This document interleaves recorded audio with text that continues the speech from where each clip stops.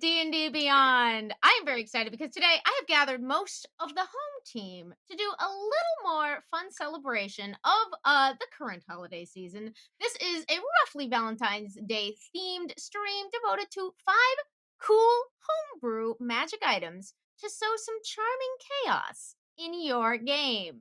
And I'm going to act like it was all my idea, but I did very little of the work on this because we have a wonderful article that you can check right now by our own Cameron R. Powell, aka Halfwing, spotlighting these items. And Michael, you can tell us a little bit more about what they came from. But first, Michael and Joe, how you doing today? Lovely. I'm excited to. I think we came up with five. I think we did the assignment. We came up with five charming Valentine items that are also like very fun and weird and usable. So I'm very excited that you did all of this work, Amy, that Michael did not do. Hold on now. This is Live but credit I'm stealing. yeah. So I'm doing great. I'm so excited that we're getting to spotlight these articles. Cameron did some really fantastic work, kind of taking like some rough notes that I had and refining them into these like fully fleshed out pieces that are both super thematic, but also functional. You know, they're not just cute; they can actually function really well in your game. So let's jump right into it. We've got 5 amazing homebrew items for this Valentine's Day themed list. Starting with, I mean, I don't want to pick favorites, but my little Owlbear plushie. Michael, what does this one do? Oh my gosh. Okay, so I'm so excited to get to talk about this one because actually, Amy, this was your idea. Um, yes, I actually remember. Yeah, you came up with this idea, and I just fell in love with it. And as I was working with the artist, um, seeing this come to fruition, I was like, this is my favorite. I just love little cute things. So this wonderful uncommon magic item that you see here is all about soothing those with a broken heart. So if you squeeze this plushie, you can it will speak a random phrase that will soothe you. So if either of you actually has a D4, we could find out what your little owlbear has to say. Let's do it right now. Let's spotlight the it's a wondrous item. It's uncommon. It's an Owlbear plushie with a heart on its stomach. The My Little Owlbear plushie soothes those with a broken heart. The plushie has 5 charges and regains 1d4 plus 1 charges daily at dawn. While holding it, you can use an action to cast one of the following spells with a save of 13. Mending expends 1 charge, or Calm Emotions expends 2 charges. And when squeezed, it speaks a random phrase determined as follows. My dice box is stuck. This doesn't happen when you use digital dice. I rolled a 1 with my digital dice. Oh, Joe wins. Yeah. All right, Joe, you squeeze this little owlbear plushie. It says to you, "I'll treasure you more than a dragon treasures its hoard." Doesn't that make you feel wanted and loved? It really does. It really does. I actually like the idea of uh, the person who would want this the least in your party getting it.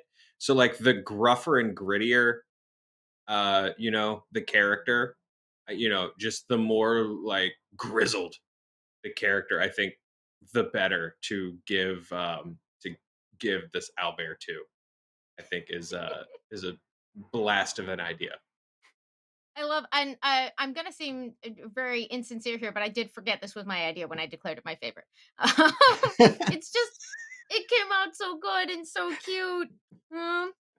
Uh, and Michael, how would you use this in game? Oh boy, I would.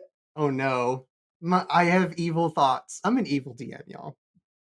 Um, I would gift this.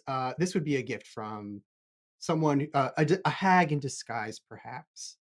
And it's just this wonderful, lovely, heartfelt gift that over time you realize that the phrases that the owlbear speaks never repeat.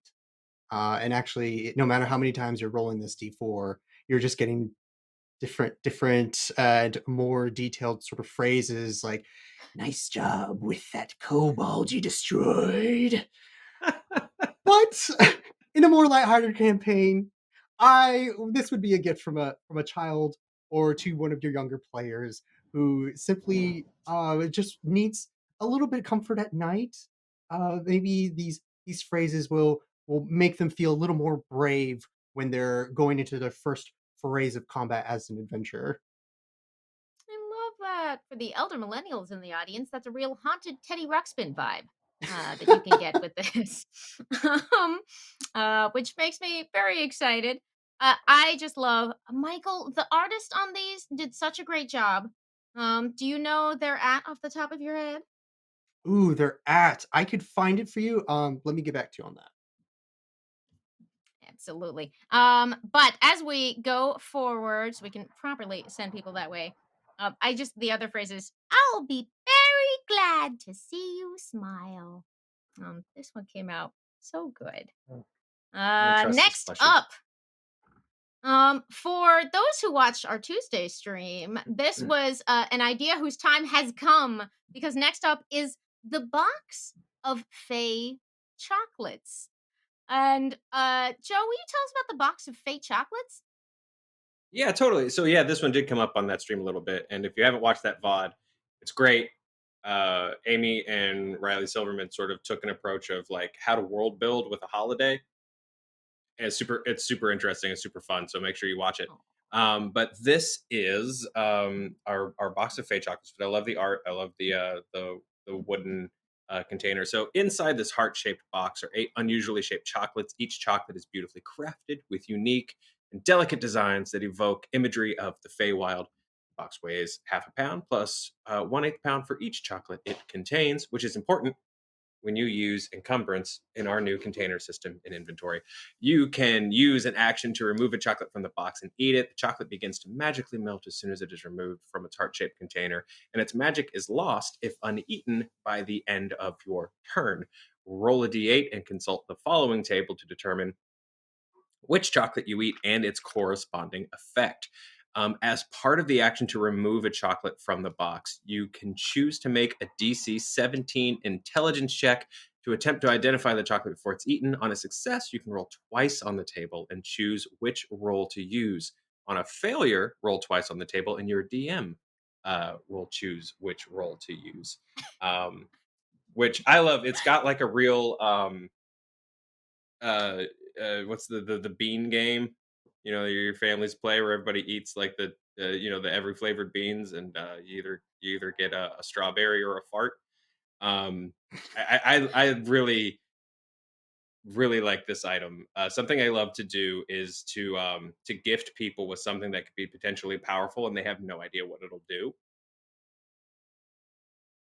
So that when you have that panic moment, that desperation moment, you go, okay, and you pull a chocolate out of the box and eat it and just like cross your fingers. It could be just such a phenomenal either turn the tide or completely screw your party, depending on which what you roll. all right, and I can't resist, so I got my D8 out. And Michael, if I just grab at random a chocolate out of this box and I got a 6, what's gonna happen? Ooh, you got a truffle. Bolstered by the decadent texture of chocolate truffle, you gain 1d4 plus 1 temporary hit points. Yes! Oh, nailing it. Winning at Valentine's Day. And I did, in fact, bring back the specialty. If we need to consult the conversation hearts at any point during today's stream, they are at the ready. Mhm. I do also, Amy, I have the artists, their CTKR studio. I needed to verify, but they do go by at CTKR Studio on Instagram, Twitter, and TikTok. And everybody check them out because they obviously did really great work on these, and they're so good. I will also interject that Dark of Nate is in chat, suggesting names: Vermont Owlbears, Build Owlbear Workshop, all kinds of bear-based things. So please keep adding extra variations on these in the chat because that's so much fun. Hmm? Build Oh, out. and I should mention at the end of today's stream, or just after the main portion of today's stream, we are once again going to do some Twitch only Q&A. So if you have questions for this team on this subject or whatever's on your mind, pop them in there, and I've learned to use the bot now, I think. I mean, pride goeth before a fall. But, I think it's probably gonna work this time. So I'm excited about it. Next up, I might take the main description on this one because I love this idea so much. The robe of slow motion entrance is our next magic item. And an amazing, evocative name. If you're looking to catch the eye of an admirer at a ball thrown in celebration of romantic love, or perhaps you simply want to look fabulous as an expression of self love, this robe will do it for you. And the specific breakdown on this magic item, it's a wondrous item, it's rare, it requires attunement, which I think is an appropriate expression of a specialized wardrobe item. These gaudy robes Mhm. have a long, flowing train. They ensure that when you make an entrance, heads turn. As an action, you cause the robes to billow and sparkle brilliantly. You can use this action only if you haven't moved more than half your movement during the current turn. When you do so, your movement speed is halved and dramatic music begins to play. Each creature within 30 feet of you that can see you and hear the music must make a charisma saving throw, DC 17, or become charmed by you until the beginning of your next turn. A creature charmed in this way turns to watch you as you make a grand entrance and has disadvantage on perception checks made to perceive any creature other than you while charmed. Only have eyes for you. Love that. If a creature's saving throw is successful or the effect ends for it, it's immune to the effect for the next 24 hours. You cannot hide on the turn in which the effect is active. Amazing work on this one. Tell me a little bit about how you would put this one into play, Michael. This one, I love the whoa. I This particular magic item is really fantastic for anytime that your characters are maybe carousing, you're trying to get eyes on you, but by the no by noble folk. Maybe you need to make some contacts during some downtime, or perhaps you've been invited to a ball and you need to make sure that your target, for whatever reason, knows that you're there. But it's also really handy if, for example, you need to sneak the rogue into a magic shop. Perhaps you want to steal an item or two. This is the perfect magic item to make your grand entrance. And while the shopkeep is staring at you in awe as you glitter and this wind blows into the shop, the rogue can just kind of sneak on by through the corner of the door and behind the shelves. And so when the shopkeep finally shakes away this glamour that you've put on them, the rogue is already in position to start picking at whatever items that they want. Love it. Joe, what would you do with this? Yeah. Well, I think there's a lot of tactical value on this one, like Michael said. But I think my favorite thing about this one and how we came up with it is when you're looking for inspiration as a DM. I feel like there's a lot of like, okay, here's my fantasy go tos. Here's my comics that I always look for. But is there inspiration for a magic item in D&D? Say in the movie She's All That. Um, and yes, there is. How do you take the staircase scene with "Kiss Me" by Sixpence None the Richer playing from "She's All That" and turn it into a magic item? Which was my favorite thing about putting this together was I don't know, just finding that the whole challenge of this in general, just like, okay, what are like Valentine's and romance and rom com tropes that we can transform into something useful for a campaign was very fun. So, this was a really nice challenge and some non traditional inspiration for DMs. So I challenge you to find, your non traditional inspirations. What can you what can you pull out of a Garfield comic for your D&D campaign? Well, It's and got to in be a silly something. way that can make everyone laugh, but in a very serious way, trying to reproduce the feeling of watching a certain scene or meeting a certain character or an environment that you encountered in a book or a movie is one of the primary things that can inspire us as DMs to world build. So it's Absolutely. actually completely valid, even if it's also funny for me to now be imagining how does the bet in She's All That resemble a Fey bargain? Like how do we map this out, really? It's clearly As a binding. DM, Uh, are your acting chops as a DM up to the Rachel Lee Cook standards of am I a bet? Am I a bet? Yeah. hey, Challenges abound. Did a great job in that. It's a good movie. Um, next up on our list, we have the Lover's Pottery Wheel. Joe, what is this one? uh, I have no shame in saying that this is scientifically the best one on the list, and that it was my idea. Um, yeah, I you can't make romantic magic items without making the pottery wheel from Ghost. I feel like we would have been cursed if we tried. So this is a wondrous item. It's uncommon. Um, and I really love how Cameron put the because again by coming up with this I said a stupid thing and then much smarter more talented people brought it to life and made it useful. So whenever you Game use this design. pottery wheel you can yeah game design make this go. Whenever you use this pottery wheel you can faintly hear a haunting unchained melody. The pottery wheel has one charge and if you're 40 and over you loved that joke. The pottery wheel has one charge and regains its expended charge daily at dusk. You can use the charge in the following ways while still sitting at the wheel. As an action, you can expend one charge to cause the hands of a spectral creature to appear. The ghostly hands guide you as you work the pottery wheel, granting you advantage on a check made with potter's tools. And as an action, you can expend one charge to cast Speak with Dead. This is, if you are a dungeon master whose party has a headquarters. I think that's where I see this. You know, we got to go talk to a dead person with the pottery wheel back at the castle.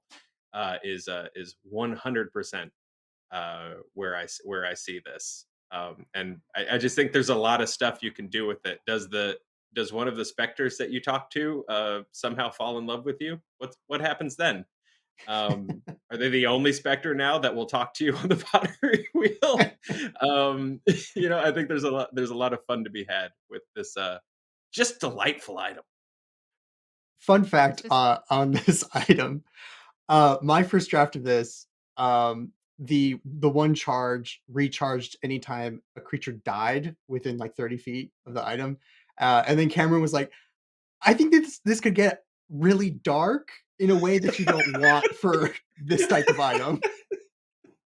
I was just like, oh, okay, thank yeah, you, yeah, yeah. Cameron. At first, I was like, "That's a great idea," and then immediately I was like, "Oh yeah, Cameron's right." Yeah. You just have this Michael's just like, barbarian how could carrying the this be a pottery. domain of dread? Yeah. Like let's just always start. Is the doll haunted in some way? I love it. It's endlessly fertile, but thank you to Cameron for maybe a slight readjust there. That is Although a we can't great stop you domain from of making. dread idea, though. Yeah. That is a great domain of dread idea that I think we need to revisit at some point. All right, and the final item on our list, the Gossiper's Diary. I love. Oh, jealous love, what have you wrought, Michael? What is this particular magic item good for? So the Gosper's Diary is a legendary, wondrous item that requires attunement. This leather-bound diary is embossed with an image of a finger pressed over pursed lips. Once per day, you can use an action to write the name of a specific creature in the diary. When you do so, the diary brings to your mind a random secret about that creature. It can be a heartfelt memory, a description of a person they secretly admire or love, or something else. It's at the DM's discretion. The item is cursed, so whenever you use the diary to learn a secret about a creature, you must succeed on a DC 19 charisma saving throw or suffer from an insecurity for 1 hour. You roll on the table below, which is you would roll a d4 in order to determine the insecurity and its effects. So which one of you two would like an insecurity for 1 hour? I mean, This baby can I fit already so have many them, insecurities. but I will roll my d4. Let's We're both both roll doing it. it. Yeah, I I got a rolled another 3. What one. have I got? All right, so I'll start with Joe. Joe, you are filled with despair. Whatever That information you've tracks. gleaned from this diary leads you to an existential crisis. You have disadvantage on attack rolls and ability checks. And Amy, what did you roll? I got a 3. 3. Ooh, you are wrought with guilt. Racked with guilt for having pried so deeply, you have trouble relaxing. How dare you, Amy, learn the secrets of another person without their consent? You are unable to benefit from a short or long rest and are unable to gain hit points while suffering from this insecurity. Damn. I okay, for real, that's amazingly flavorful, but I deeply love the idea that you can't relax and therefore can't gain the benefits of a short or long rest. Like, that's just really smart work. So thank you for making these Yeah. so very, very cool. Gosper's Diary goes pretty hard. I'm actually Michael, wondering. what's I just I was wondering, Joe, if you could actually expand because I believe this was another one of your ideas, and it was based off of Bridget Jones's Diary, which I haven't yeah, seen. I was like, I'll be on again, to double to double back on what I said earlier about fun challenges. This also became a very difficult challenge very quickly because I was like, okay, what can we make out of rom coms? And it was like the Pottery Wheel, obvious. But then I was like, okay, Bridget Jones' Diary. I don't. What do we do here? Um, so I think this sort of got merged maybe a little bit with the burn book from Mean Girls, where Yeah. you can enter something into this book and get something out of it. You know, in the case of that movie, you get that quick dopamine hit by saying "What's her face" made out with a hot dog. Um, but there are going to be consequences, right? mm, Um, and I just love and there might have been a little bit of like um Tom Riddle's diary, maybe the Half Blood Prince journal, stuff like that, or just in general, like uh, a dark bargain with a book because you can glean very valuable information out of this. yeah, what's a If good you don't example of have something someone that in you the, would plant in this book or get out of this book in a campaign? I think if obviously if you're trying to figure out a big bad's intentions, but even more immediately, if you don't have someone in your party that can gain a little bit of combat information, some advantages, some disadvantages, weaknesses, immunities, stuff like that from a monster, I think on its feet, with the tension of a round of combat, this could be a really interesting thing to use. Like I'm trying to find some weaknesses against a monster. I may completely screw myself, and get taken out of combat or not be able to recover after combat because I'm racked with guilt. So, I found out they're weak to, fire and bludgeoning damage, but weakness to bludgeoning damage is weird. Everyone's weak to bludgeoning damage. But I'm screwed for the rest of the session as a result. So I love the give and take of that. Michael, what would you plant in the book or as a DM?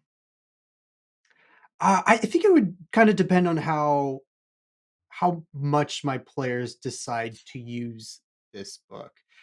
Because I think if they're targeting the big bad, maybe they've learned the big bad is, so and so, and they start to use this, it's a really great opportunity as a DM to really flesh out the big bad and their motivations by dropping little hints of like their backstory of what could have led them to this great evil.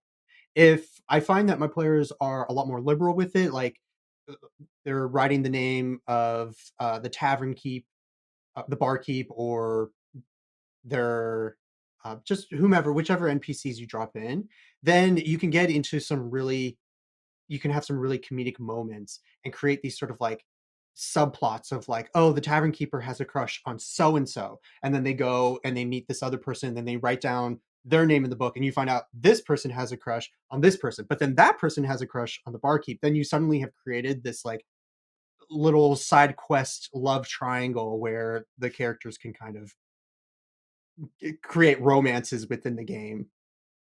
Totally. I love Yeah. I like that. to, You and I, manipulate that to get and I yourself think, discounts.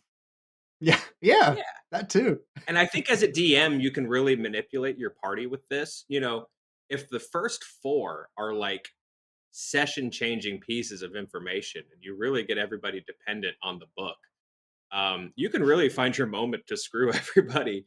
Because, I think a fun question to ask too is what are the book's motivations? It's a cursed item. It's clearly a little sentient. What's it trying to get out of this? What's it trying to accomplish? who is this book? Should we trust it? I You also have love to that. And consider yeah, sorry if I could add one thing. You also have to consider, before the characters get it, who's using it. Are they using it against the Mm, characters? So suddenly you have random NPCs coming up to you like, "Hey, aren't you that guy that burned down their family's farmhouse when they were 6 years old, and then they ran away and they've been on that's the so run ever funny. since?" And it's just suddenly your character's like, "How is this information getting out? Like, who's the source of this and why? And how do I stop it?" That's real. I hadn't even that's thought so about true. losing the book or someone else using it against your party. That's super fun. And that is our tour of those 5 amazing items. They are really fun. I would love to hear how you put them in your games or what ideas you have for things like this. This was really, really fun to put together. I say again, as the person who did the least contribution to this. And I do want to add that we have a poll from chat. We just asked y'all to force you to immediately pick a favorite. And by a wide margin, y'all are going for the robe of slow motion Mm, entrance. So congratulations to all of you, your fabulous selves. I've decided that you all get a copy of it. Although technically you can have a copy of it if you add these to your homebrew collection. That's a thing for subs at D&D. People who published their homebrew and made it available for use in other people's games. You can add it to your collection and share it with your players to put it in action at your table and bring us more tales of deliciousness or chaos or fun Valentine's curses. And before we get into our questions, I do want to make sure to mention that by the time you're watching this, if it's up on YouTube later or in the very near future, if you're watching right now, we've got a bundle sale coming. So make sure to pay attention to all the details on that. Should have a little bit of time to catch that, and it's going to be a whole lot of fun. Details to follow. Keep checking the website.